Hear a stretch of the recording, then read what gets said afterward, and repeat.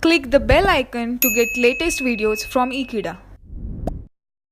Hello friends, in this class let's study about Miller indices.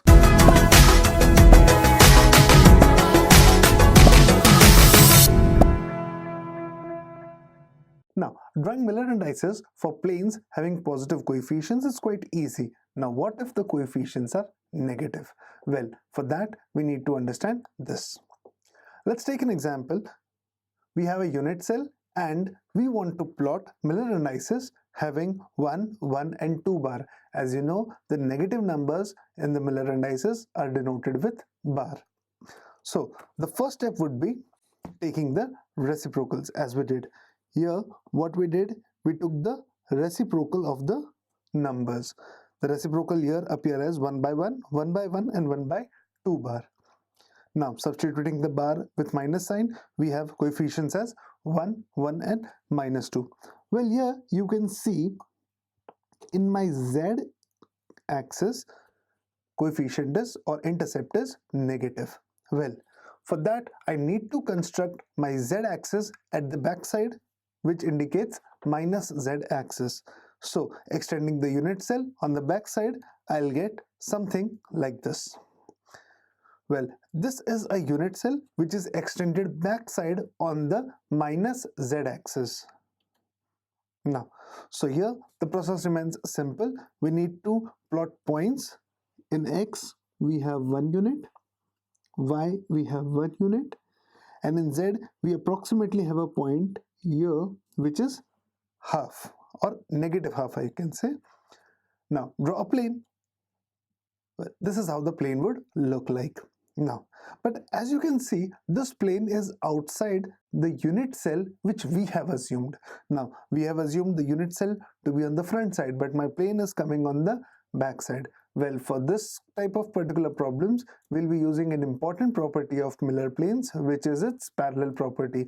If you shift a Miller plane parallel to each other, or if you shift a Miller plane parallel to its origin or parallel to its alignment, its value is going to be the same.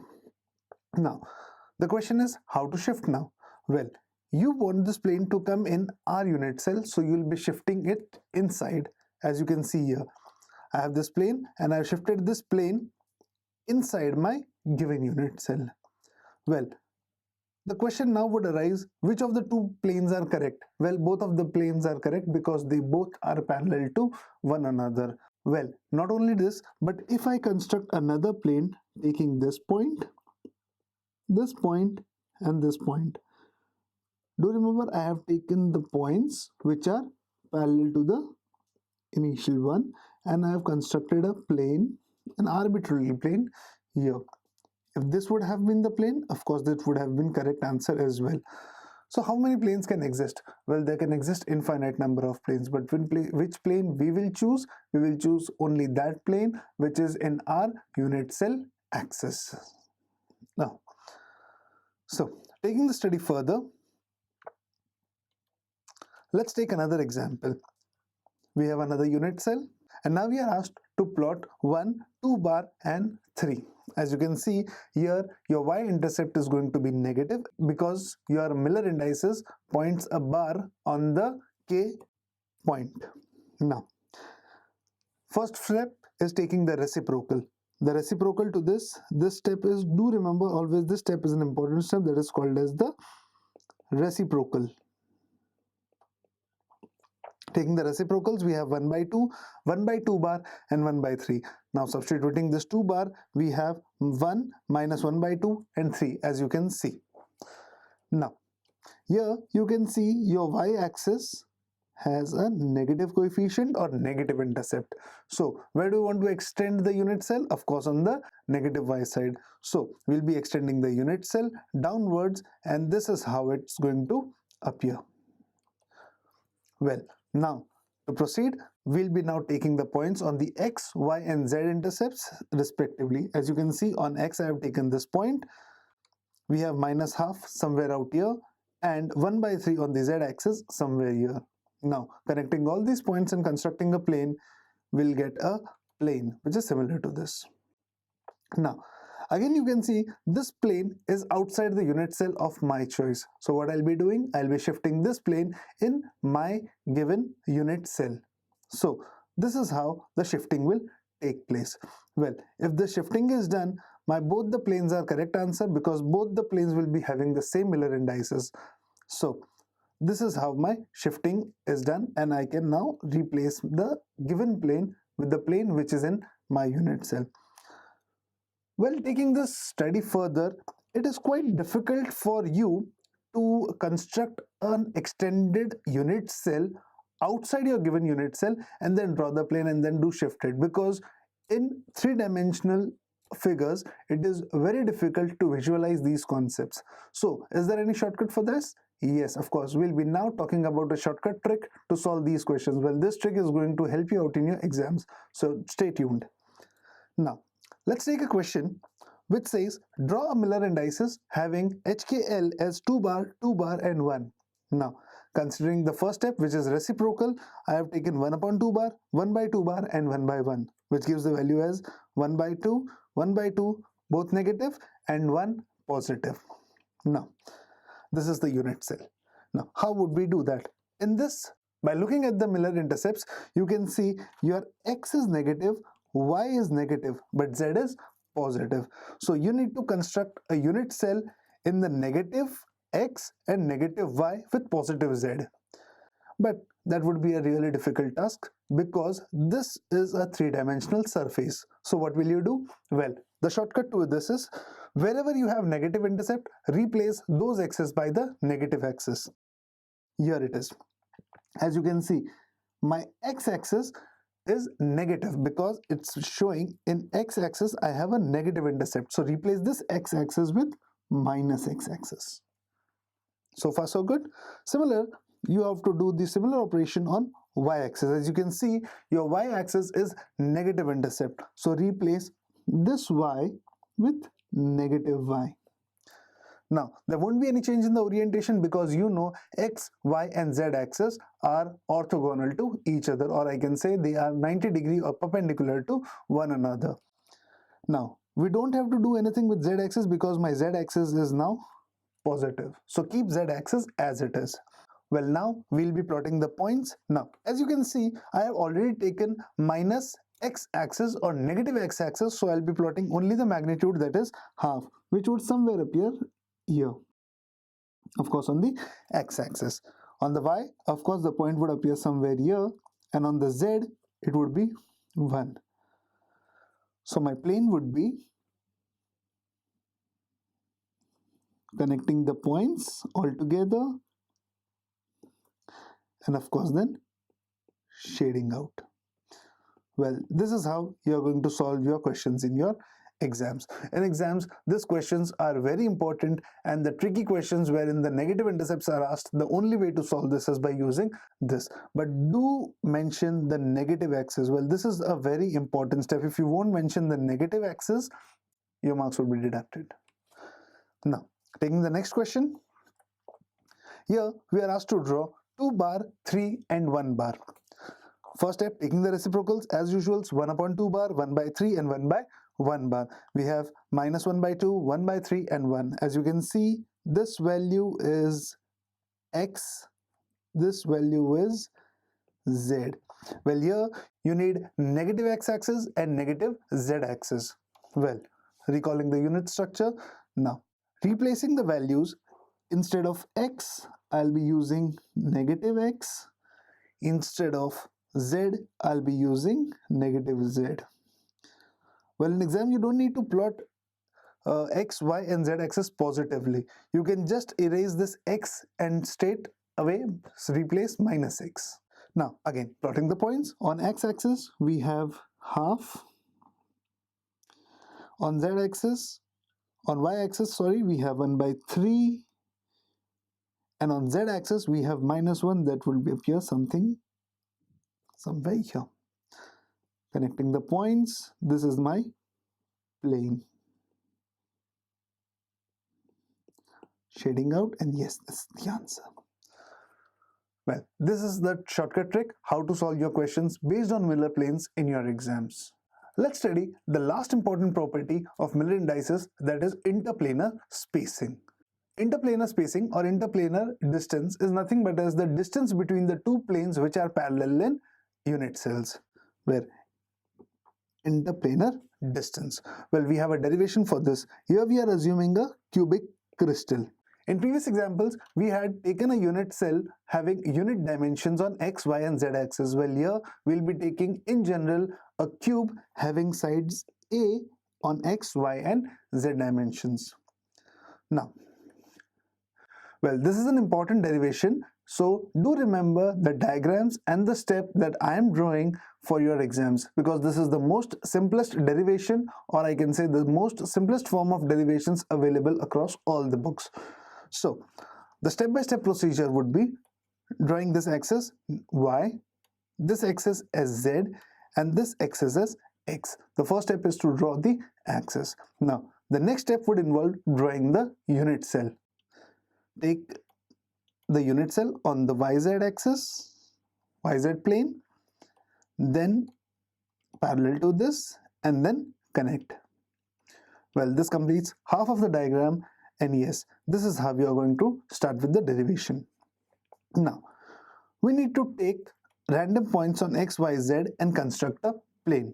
Now, as you know, the sides here are a on the x, a on the y and a on the z axis. So now let's say the point this be called as O. The point on the x-axis I call as A. The point on the y I call as B. Point on the z I call as C. So what is OA? OA is nothing but as intercept of the plane on the x-axis. OB is nothing but as intercept of the plane on the y-axis, and OC is nothing but as intercept of the plane on the z-axis. Now, shading out the plane, this is what it appears like. Now, this is point O and this is point D. Now, this OD is nothing but as Miller directions, or I can say the directions to the plane, or basically the directional vector from O to D. The plane is given as H, K and L. Now, as you know, we are given the Miller indices H, K, L, and to get intercepts, we'll be taking the reciprocals. But in the previous examples, we used to take just reciprocals, but now we are going to multiply the reciprocals by A. Why so? Because now we are considering the cube length to be of A units. So we have A by H, A by K and A by L as intercepts. So this A by H is nothing but as intercept on the x-axis, A by K is intercept on the y-axis, and A by L is intercept on the z-axis. So this is intercept on the x, this is on the y, and this is on the z-axis. So basically I can say that OA is equal to H by A. We have OB, which is intercept on the y-axis, as K by A. So basically we have OA, which is intercept on the x-axis, as A by H.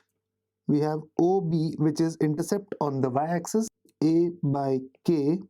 We have OC, which is intercept on the z-axis, as A by L.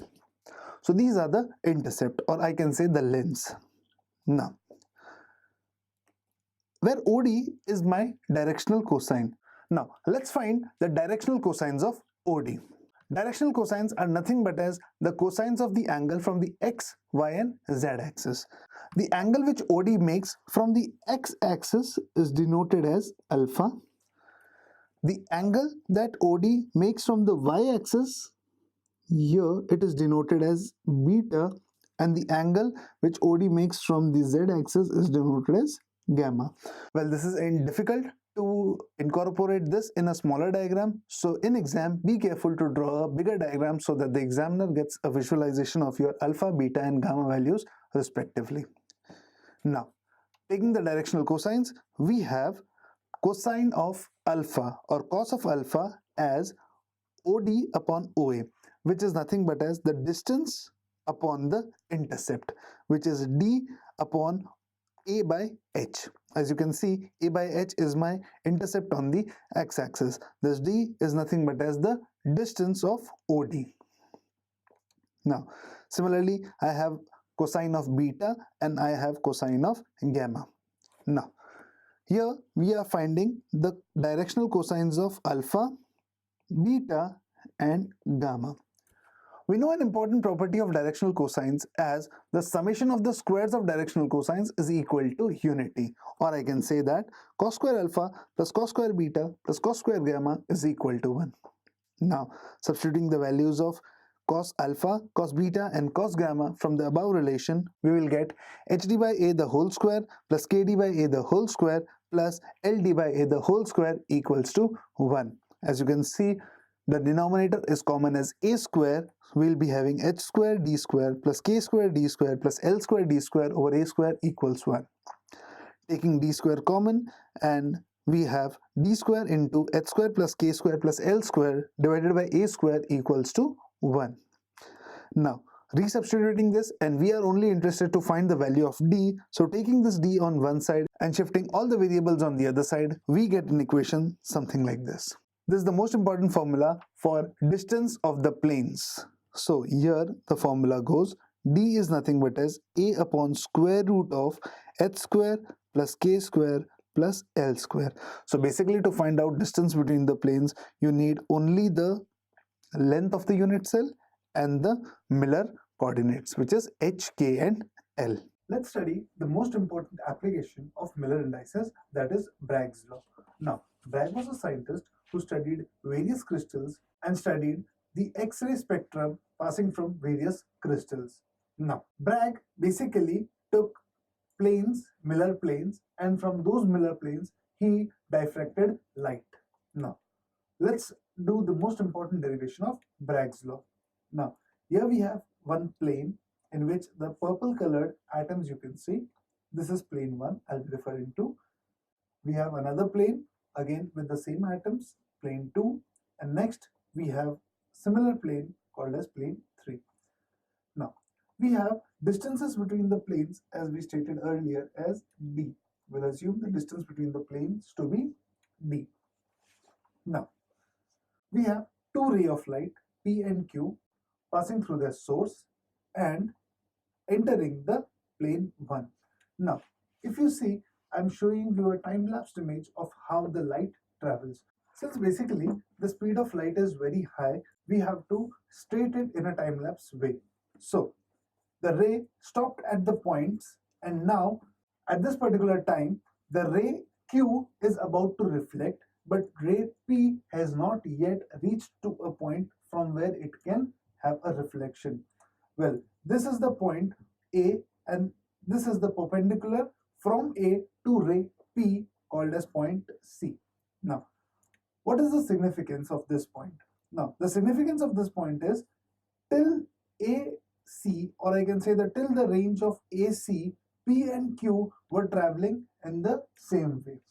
Now, this ray Q will not wait for ray P to get reflected and it will reflect. But during the time when the ray Q reflects, P has to travel some extra distance. So this extra distance we are now computing. Now, observe closely. The ray P will continue from point C till the atom it finds on plane 2, and then it reflects. And then reflects and comes to point B. We have the distance AB again, which is same as D. Now, after reaching this atom on plane 2, the ray P will reflect and it will reach to a point wherein this will become perpendicular to the previous ray. Now, as you can see, this is point D. Now, what is the significance of this particular thing? As you can see, from AD, now the ray P and Q again are in the same time, or you can say they have again joined the same leak. So this is how the reflection is going to take place. Now, how to understand this diagram more clearly? You can see this is the green colored part, which is CB and BD. Now, what is the significance of CD and BD? The significance is this is the distance which is traveled extra by ray P to compete with ray Q at point D. So basically, I can say this: if there is a race between P and Q, P has traveled an extra distance of CB plus BD. Well, this extra distance is nothing but as path difference. Now, well, we are concerned with the triangle AC and B. Now, let's consider this triangle AC and B and take a zoom. Now, this is the angle theta. We have this point as point A, this is point C, and this is point B. The angle is theta. This angle is 90 degree. Now, using trigonometric analysis, if I say I want to find sine theta would be opposite, which is BC upon hypotenuse, which is AB. Or I can also say this is BC upon the distance of AB is same as D, so it would be D. So basically I can say BC is equals to D sine theta.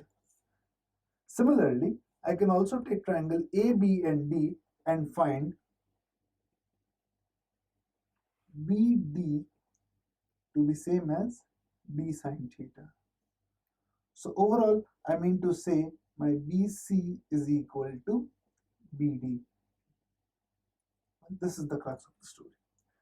Now, we know that BC plus BD, this green colored path, is the extra path traveled by P so that it can compete with Q on line AD. So we can have path difference as CB plus BD is the total path difference between the rays P and Q. Now, we want this path difference to be n lambda. Now, what do you mean by n lambda and why do you mean by n lambda? Well, if you observe closely, this is how a ray of light or particularly a wave appears. This distance is called as lambda or the wavelength. If I have a wave which is of integral multiple of n lambda, the wave is going to intercept or the wave is going to interfere with this wave where crest meets a crest and trough meets a trough. This leads to the formation of constructive interference. Well, basically constructive interference is when your one wave is assisted by the another wave, or you can say in an easy way, your crest is overlapped with a crest. What happens if a crest is overlapped with a trough? Well, if your crest, as you can see here, if your crest is overlapped with a trough, eventually you will get a wave with zero intensity.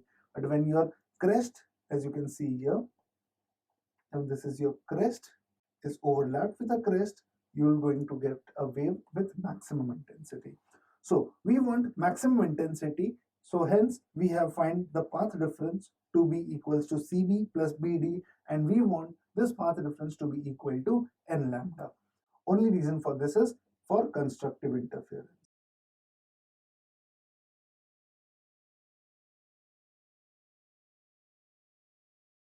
Also, I have computed that my BC is equals to BD and the values are equal to D sine theta. So I can say BD plus CB equals to D sine theta plus D sine theta equals to n lambda. Overall, I mean to say that 2D sine theta is equals to n lambda. Well, this is called as Bragg's equation, or this is called as Bragg's law, where n is called as the order. Do remember, n is called as the order. So this completes your Bragg's law. Now, the question based on Bragg's law could basically ask you to find the theta, which is called as the glancing angle, d, which is called as the difference between the planes or the distance between the planes, and lambda, wavelength, and n is the order. So what is the significance of Bragg's law? First, you can see that each atom behaves as a source of secondary radiation, wherein each atom behaves as a source of secondary radiation. What do you mean by secondary radiation? Now, The light received from point P and point Q, or the sources of P and Q, is called as the primary radiation, which has the maximum intensity. Now, the ray of light is now incident upon the atoms on plane 1 and plane 2. There could be cases wherein one plane and the second plane has different number of atoms altogether, wherein you can see plane 1 has same atoms as in plane 2 in this example, but that's not always the case. There could be more atoms in plane 2 as well. In that case, ray P will get more diffracted than ray Q. Maybe there could be a chance where ray Q is not even reflected. After the reflection from the atom, the points become the secondary source of light, which is the Huygens principle. Now, after that, the points or the atoms becomes the source of light and they emit.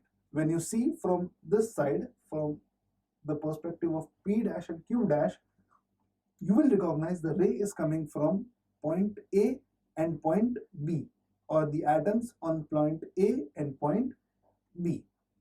So that's why it is said that the atoms behaves as secondary source of light or radiation. Now, also at certain glancing angles, as we had discussed, reflections may be constructive while some may be destructive. What happens if the reflection is constructive or somewhere reflection is destructive? Well, let's assume in this example, the constructive interference does not take place and rather a destructive interference takes place. So here, wherever these two rays P and Q will interact or they will meet, there will be a dark spot. So a dark spot is formed when there is a destructive interference, and a bright spot is formed when there is a constructive interference. So basically, overall hint of the story is Bragg made an analysis of constructive and destructive interferences using Miller planes. In crystals, as he knew, the planes are perfectly ordered and light can cause reflection. Now, for the light to scatter, the only thing required is the size of the atom. Well, if the size of the atom is of the order of the magnitude of the wavelength of light, then only this effect can take place. And that was perfectly found in crystals. Could this even be possible in a bed of pebbles? No, because the radius of the pebbles are much larger in wavelength as compared to that of the light. So this effect is not possible there. This effect is only possible in crystals, and particularly those crystals in which the size of the atoms, or particularly radius of the atoms, are less than the or are of the order of the magnitude of the wavelength of light. So overall in Bragg's law, he studied the overall conditions in which constructive interference and destructive interference can take place. Now, in the next class, we'll be doing numericals of the Bragg's law, and hence we'll be taking the application of the formula studied further. Thank you so much for watching this video. For more videos, stay tuned with Ekeeda and subscribe to Ekeeda.